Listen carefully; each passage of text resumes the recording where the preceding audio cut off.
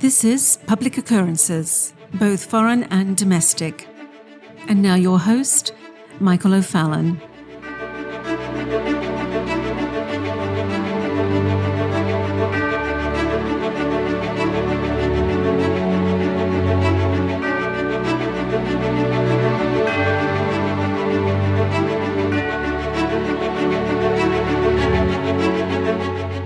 Yesterday, I made the decision to discuss the destruction of our national currency, the digitization of our monetary instruments, and the Sovietization of our banking institutions. I really struggled whether or not to discuss what is happening with the Attorney General of the United States, Merrick Garland, who is weaponizing the Department of Justice and the FBI to begin designating soccer moms and concerned dads as terrorists for objecting to the implementation of Marxism and radical subjectivism, primarily through critical race theory, in their children's schools. And Merrick Garland's Department of Justice memorandum was released just days after a letter to President Joe Biden from the National School Board Association, the NSBA, as they sought federal law enforcement to help cope with frustrated and concerned parents, the group likened to domestic terrorists. The NSBA had asked Biden to issue an executive order, an EO, that would serve to protect school officials and school board members from parents after review of, quote, appropriate enforceable actions against these crimes and acts of violence under the Gun-Free School Zones Act, the Patriot Act in regards to domestic terrorism, the Matthew Shepard and James Byrd Jr. Hate Crimes Prevention Act, the Violent Interference with Federally Protected Rights Statute, the Conspiracy Against Rights Statute, end quote. Now, just a reminder is that none of this, of course, was something that was being discussed during the time this past summer in 2020 when the entire nation was on fire and people were threatening to basically burn down the White House. But anyway, the NSBA complained in its letter that parents were objecting to the teaching of concepts of critical race theory. Quote, this propaganda continues despite the fact that critical race theory is not taught in public schools and remains a complex law school and graduate school subject, well beyond the scope of a K-12 class, end quote. Well, of course, this is a complete lie. And the thing is they'll say that critical race theory is not being taught, but in actuality, what it is that critical race theory is being practiced. Yes, pre-K to 12, and then beyond. But last month, however, the United States Conference of Mayors adopted a resolution during its annual convention in which its members pledged to support the teaching of critical race theory in K-12 schools. Quote, now, therefore, be it resolved, the nation's mayors support the implementation of CRT in the public education curriculum to help engage our youth in programming that reflects an accurate, complete account of BIPOC history, end quote. That's what the mayors had stated.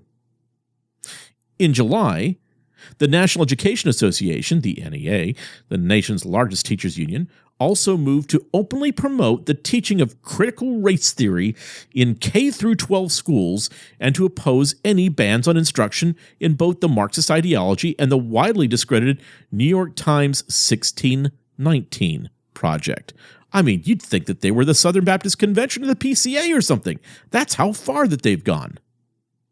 The union agreed to, quote, research the organizations attacking educators, end quote, doing what it referred to as, quote, anti-racist work, which is, of course, the practice of being racially discriminatory against people who are ethnically white, as well as to use research already done and put together a list of resources and recommendations for state affiliates, local, and individual educators to utilize when they are attacked.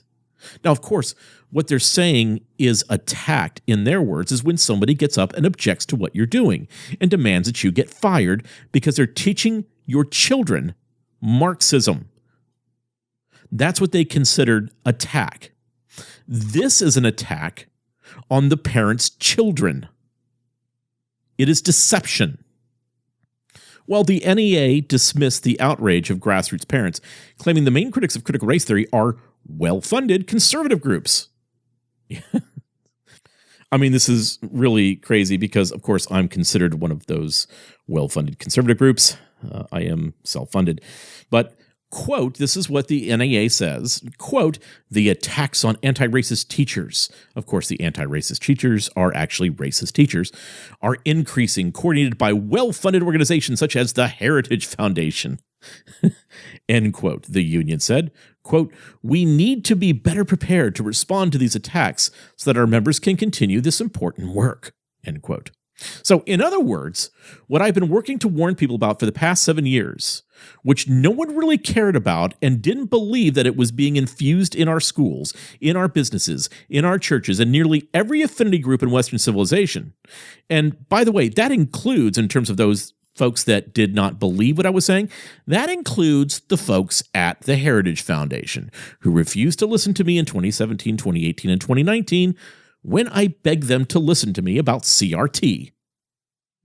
Now, what I have discussed about CRT in articles, YouTube, SoundCloud, Apple Podcasts, Stitcher, etc., for the last 5 years is now considered taboo by the Department of Justice. You can't object constitutionally to the implementation of neo-Marxism in the school system now.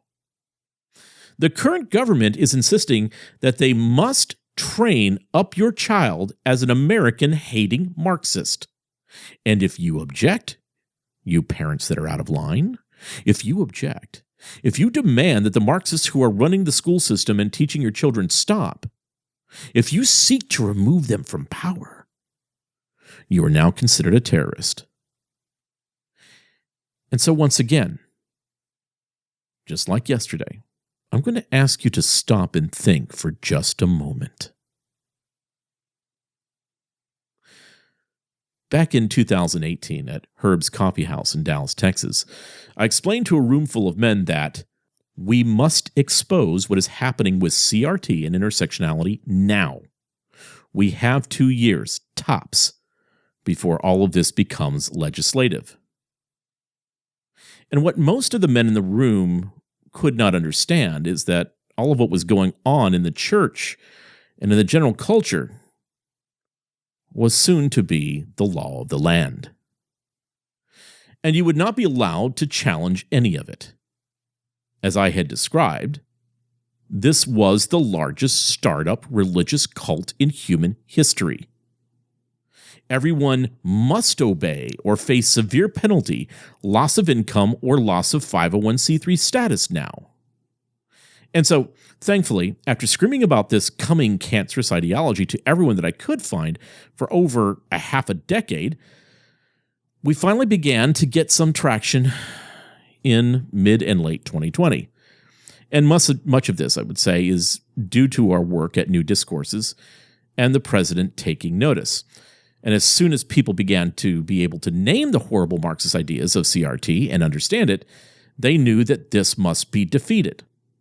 Critical race theory must be defeated to keep any cohesiveness to our United States. Our population will not be able to work together because it is vengeance and revenge that has been released upon our population.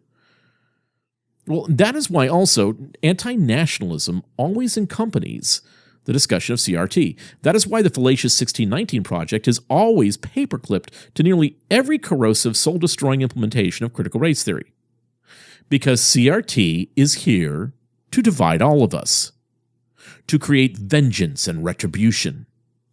It has created the needed scapegoat for all of the problems that are a crisis and must be fixed now. You've heard that phrase repeated over and over again. It is the new bourgeoisie to their proletariat. It is the new Jew to their German supranationalism. And so, to understand why Attorney General Merrick Garland is now attacking concerned parents, you must understand what the Department of Justice has become. And whenever you type the name Department of Justice, always follow the name with an asterisk. Like Department of Justice asterisk or DOJ asterisk, kind of like when you saw Barry Bonds, home run champion, asterisk. Because it is no longer the Department of Justice that is here to enforce the laws that are in accordance with our Constitution. The new Department of Justice, under Merrick Garland, is no longer a department concerned with actual justice. It is now the Department of Social Justice. And the Department of Social Justice does not exist to protect and serve the Constitution of the United States or the citizens of the United States. The Department of Social Justice, under Merrick Garland, exists to ensure that the revolution continues unabated. The revolution that is ensuring that critical race theory is applied to every facet of our legal system. The revolution that is ensuring that Marcusian repressive tolerance, the destruction of the old meritocratic capitalistic working system, is destroyed. The revolution that seeks to disrupt and dismantle the Constitution of the United States. The revolution that seeks to actually oppress those that disagree with the goals of the revolution. And the revolution wants to make your children little Marxist revolutionaries.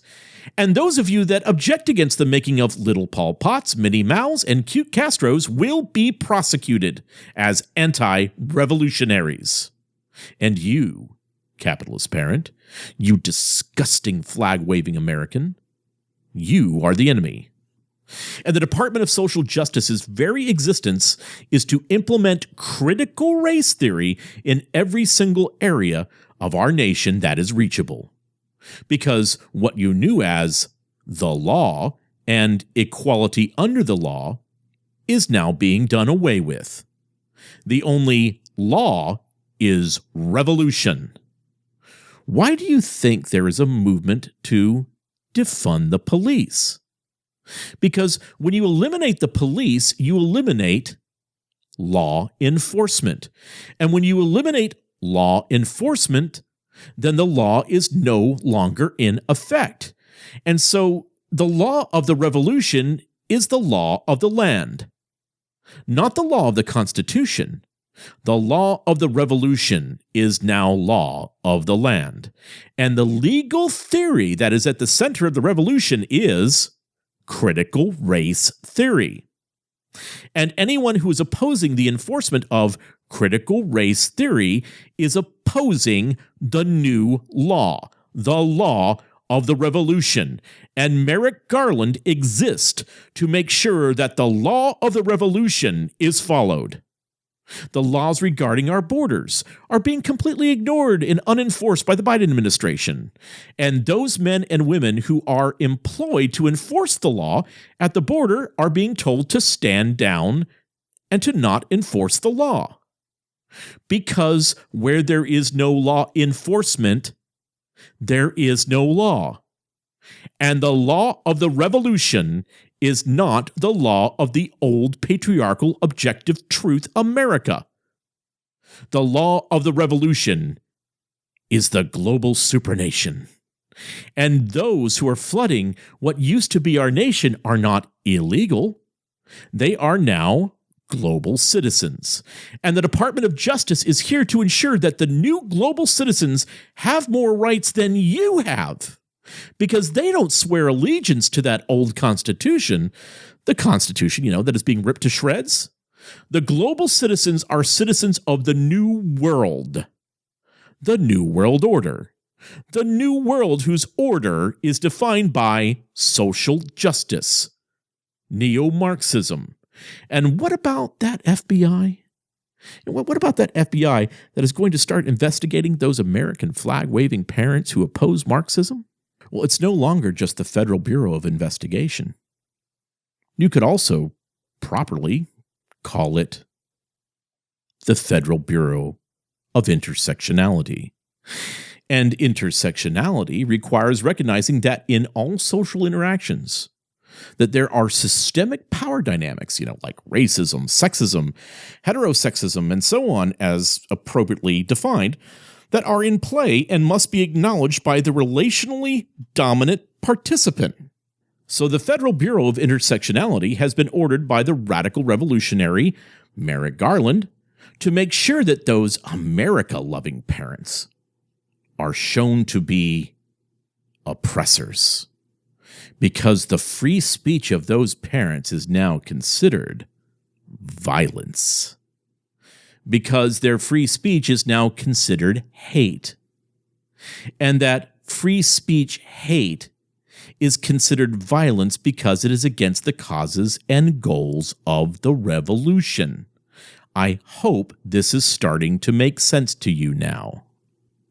And so, how is violence dealt with by the Department of Social Justice and the Federal Bureau of Intersectionality? Well, they deal with it with actual physical violence, with threats of persecution. So, in other words, everything in our nation has been turned completely upside down.